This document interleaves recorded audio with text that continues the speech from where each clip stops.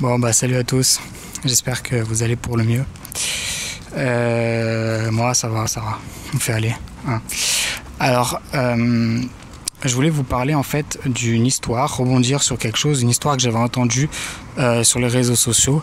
C'est à propos, en fait, c'est un marqueur de toute la violence des symptômes dépressifs, tout ce que ça peut être comme violence, que les gens essayent de sous-peser un peu ce que ça peut être. C'est une dame qui a eu un cancer.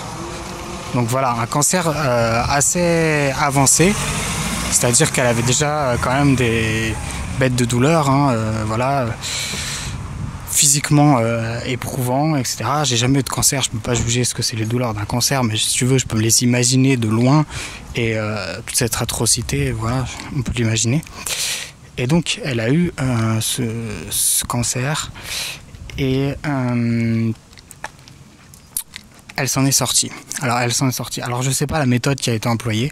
J'imagine qu'elle a eu une chimiothérapie et qu'elle faisait partie des quelques pourcents qui s'en sont remis et qui n'ont pas rechuté au bout de 5 ans. Pardon. Et voilà, donc c'est la fête, hein. Tu te remets d'un cancer, forcément. Tu fais de ça. Et le problème, c'est que quelques temps plus tard, elle a fait une très grosse dépression. Une très très grosse dépression.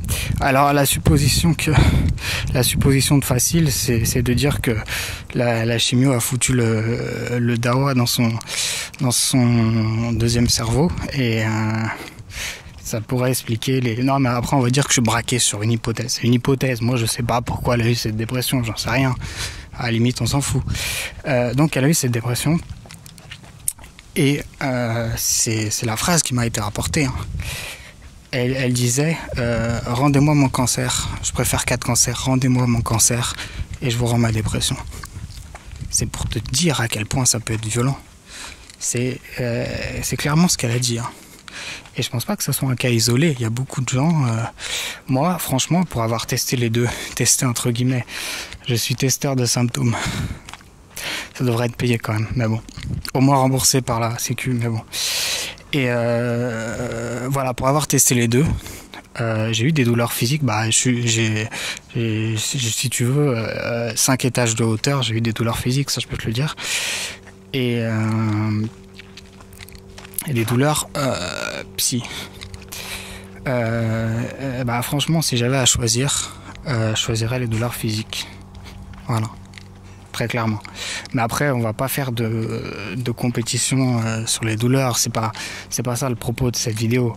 Le propos de cette vidéo, c'est de dire que ça peut être réellement violent, ce genre de choses, puisque la dame regrettait son cancer. Enfin, ça peut paraître incroyable, surtout qu'elle a dû lutter pour guérir. Elle a dû avoir des séances qui font énormément de mal, hein. La chimiothérapie, j'ai vu dans ma famille ce que ça faisait. C'est vrai que c'est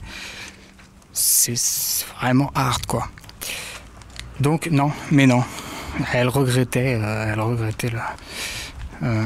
Donc voilà, donc pour beaucoup ça va sembler complètement incompréhensible, mais elle est complètement tarée.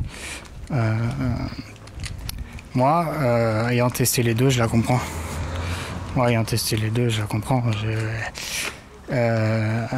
Mais voilà, le propos de cette vidéo, encore une fois, c'est pas de faire une comparaison victimaire, etc., entre ceux qui ont telle maladie ou telle autre. C'est juste de vous dire, c'est pas parce que la souffrance n'est pas physique ou n'est pas visible qu'elle n'est pas atroce. Voilà, c'est quand même quelque chose qui fait quand même tiquer, que quelqu'un regrette tout ce qui est passé. Après tout, ça paraît fou. Mais pourtant, voilà, je comprends cette dame. Parce que la dépression, ça entraîne aussi la mort, hein, d'autres manières.